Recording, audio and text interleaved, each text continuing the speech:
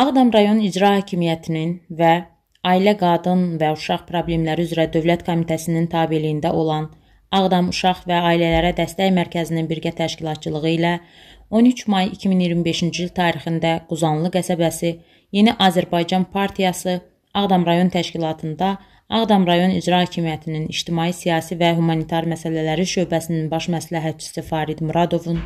polis şöbəsi, təhsil və səhiyyə sektorunun nümayəndələri, din xadimi, bələdiyyə nümayəndələri, ekspert qrupunun üzvləri, mətbuat nümayəndələrinin iştirakı ilə 15 may Beynəlxalq Ailə Günü münasibəti ilə rayon ərazisində yaşayan ailələrin problemlərinin həll olunmasında yerli idarə, təşkilat və müəssisələrin fəaliyyətinin əlaqəli şəkildə qurulması məqsədi ilə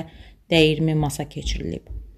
Tədbirdə çıxış edənlər, Beynəlxalq Ailə Gününün təsis edilməsində əsas məqsədin dünya ictimaiyyətinin diqqətini ailələrlə bağlı problemlərə cəlb etmək olduğunu bildirib. Ölkəmizdə ailə institutunun möhkəmləndirilməsi, ailələrin rifahı, həyat şəraitinin yaxşılaşdırılması istiqamətində görülən işlərdən danışılıb.